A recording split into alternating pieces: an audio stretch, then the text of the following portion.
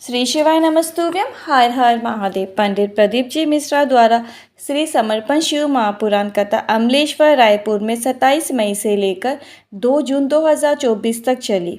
ये 7 दिवसीय शिव महापुराण कथाएं जो आस्था फेसबुक और यूट्यूब के माध्यम से लाइव देखी जा सकती है। कथा का समय है दोपहर को 1 बजे से 4 बजे तक। आज 7वें दिन यानी कि विराम दिवस की कथा पूर्ण हो चुकी है। गुरुजी ने कथा में कुल मिलाकर 10 उपाय पत्र और उपयोगी जानकारी दी। सभी की जानकारी आपको एक छोटे से वीडियो के माध्यम से प्राप्त होने वाली है। यदि किसी कारणवश आप आज की कथा नहीं सुन पाए हो तो पूरी कथा का रस तत्व आपको इस छोटे से वीडियो के माध्यम से प्राप्त होने वाला है। आइए शुरू करते हैं।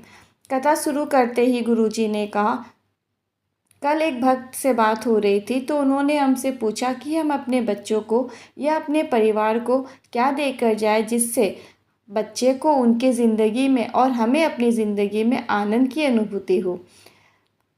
ऐसा हम क्या प्रदान करें। तो इस पर गुरुजी ने कहा, शिव महापुराण की कथा कह रही है आप अपने बच्चों के लिए ज़मीन, घर, जायदाद, जेवर सब कुछ लेकर रखो, पर अपने बच्चों को आपको अपने जीवन का किया हुआ थोड़ा सा पुण्य भी रखकर जाना चाहिए, उन्हें देकर जाना चाहिए जिससे जीवन में सफलता से चल सके। बढ़ते हैं कथा की दूसरी विशेष जानकारी की ओर। गुरुजी ने कहा, गणेश जी के हाथ में एक अस्त्र होता है जिसे कुंदुक कहते हैं।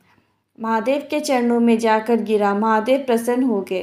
तुलम जी आज से मेरा नाम कुंदकेश्वर भी होगा।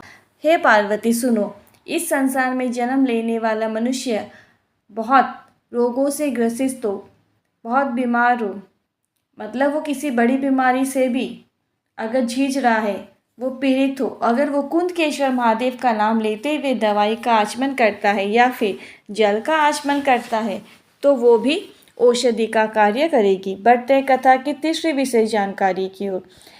त्रिवेणी वर्मा जी रायपुर से पत्र लेकर आए। आज से 7 वर्ष पहले सीने में गांठ हो गई थी। डॉक्टर को चेक कराया, टेस्ट कराया तो डॉक्टर ने ऑपरेशन का बोल दिया, तो मैंने ऑपरेशन करवा लिया। इसके बाद गांठ फिर से हो गई। डॉक्टर ने कहा फिर से ऑपरेशन करना होगा, पर यह गांठ ठीक होने वाली नहीं है, बार बार ऐसे ही होती रहेगी। दवाइयाँ भी ली पर गांठ ठीक नहीं हुई। 5 वर्ष निकल गए पर गांठ समाप्त हुई ही नहीं। पहली बार टीवी में आपकी शिव महापुराण कथा सुनी, शिवलिंग पर जल चढ़ाना शुरू किया और बेलपत्र चढ़ाना शुरू किया और फिर जल और बेलपत्र को कुंदकेश्वर महादेव के नाम से खाना शुरू किया। 4 महीने तक लगातार मैंने ऐसा ही किया। रोज़ जल चढ़ाती, बेलपत्र चढ़ाती और आचमन कर लेती। बाबा की कृपा से 4 माह के अंदर ही मेरी गांठ गल चुकी है। इसी का आभार व्यक्त करने के लिए मैं कथा पंडाल में आई हूँ। बढ़ते हैं कथा की चौथी विशेष जानकारी की ओर। गुरुजी ने कहा, जिंदगी में आपको एक बार ये प्रयोग अवश्य करके देखना चाहिए। भगवान शंकर पर चढ़ी हुई बेलपत्र को खाना चाहिए और भगवान शंकर पर चढ़ा हुआ जल आपको आचमन करना चाहिए। भोलेनाथ पर 1 लोटा जल चढ़ाने से क्या लाभ हो सकता है। बीच में हमारे शरीर में कष्ट हो गया था, जैसा कि आप सब जानते हैं। गुरुजी ने कहा, हम अपनी आप बीती बताते हैं। गुरुजी ने कहा, हमारे शरीर में चोट लग गई थी। डॉक्टर के हिसाब से महीनों का समय लगने वाला था ठीक होने पर हमने कुंदकेश्वर महादेव का नाम का स्मरण करते हुए शिवलिंग पर चढ़े हुए जल और बेलपत्र का आचमन करना शुरू कर दिया। साथ ही साथ हमने डॉक्टर की दी हुई दवाइयों को भी कुंदकेश्वर महादेव के नाम लेते हुए खाना शुरू किया और जो डॉक्टर ने महीनों का समय ठीक होने के लिए कहा था, पर बाबा की कृपा से बाबा ने 1 महीने के अंदर ही हमें स्वस्थ कर दिया है।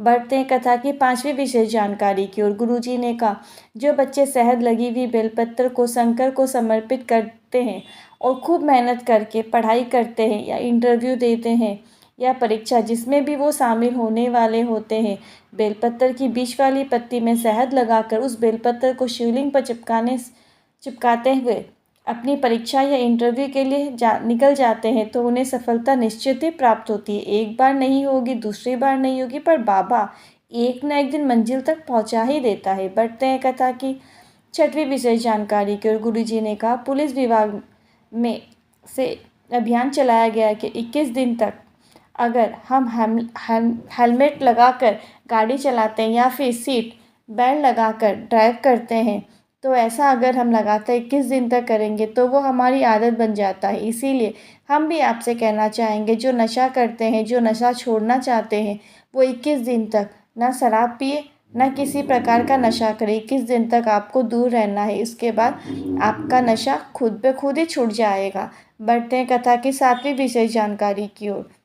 गुरुजी ने कहा, अगर आपके पास धन नहीं है, तकलीफ़ों में ज़िंदगी चल रही है, तो शिव महापुराण की कथा कहती है, थोड़ा सब्र करो, थोड़ा शांति रखो। कोई जल्दी बनता है, कोई लेट बनता है, पर शिवलिंग पर जल चढ़ाने वाला एक दिन सेठ जरूर बनता है, ये निश्चित है। और भोलेनाथ ने अगर आपको संपदा दी है, धन दिया है, पद दिया है, तो आप कदर करें, उनका कभी भी अनादर ना करें। बढ़ते हैं कथा की 8वीं विशेष जानकारी की ओर। रितु साहू जी पत्र लेकर आई। 4 साल से बेटे को पड़ोसी की बेटी ने खेल खेल में एसिड पिला दिया था, जिसकी उसकी आहार नली में जल गई। हम हॉस्पिटल लेकर गए तो डॉक्टर ने 1 महीने तक हॉस्पिटल में रखने के बाद कहा कि अंदर की आहार नली पूरी तरह से जल गई है, सिकुड़ चुकी है, इसलिए बच्चे को बचाया नहीं जा सकता। पर हॉस्पिटल में ही पोछा लगाने वाली ने कहा, शंकर जी पर जल चढ़ाकर वो जल अपने बच्चे को पिला दो, वो दुनिया का विष भी पी सकता है, तो तेरे बच्चे का विष जरूर पिएगा। मैं तुरंत दौड़कर शिव मंदिर गए और शिव पर चढ़ा हुआ जल प्राप्त करके अपने बच्चे को लाकर दिया। बच्चा 1 महीने से आँख नहीं खोला, पर जल पीने के 20 मिनट बाद ही उसने आंखें खोल दी और 2 ही दिन हुए थे शिवलिंग पर चढ़ा हुआ जल चढ़ाते हुए, उसे देते हुए, और बच्चे ने अपने मुंह से लगी हुई पाइप को भी निकालकर भोजन करना शुरू कर दिया। इसी का आभार व्यक्त करने के लिए मैं कथा पंडाल में आई हूँ। बढ़ते कथा की 10वीं विशेष जानकारी की ओर। इंदिरा सिंह जी पत्र लेकर आई।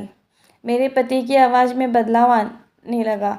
उनका 80% तक गला बंद हो गया था, काम करना बंद हो गया था। डॉक्टर ने से जांच करवाई तो डॉक्टर ने उसे कैंसर बता दिया, और डॉक्टर ने यह भी कहा कि 6 महीने से या साल भर के मेहमान हैं, इससे ज़्यादा ये नहीं बच पाएंगे।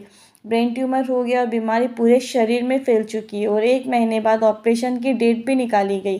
शिवलिंग पर जल चढ़ाकर वह जल देना शुरू किया, बेलपत्र चढ़ाकर बेलपत्र को औषधि के रूप में देना शुरू किया, और उसके बाद बाबा की कृपा से ऑपरेशन के पहले जब जांच हुई तो कैंसर नहीं था।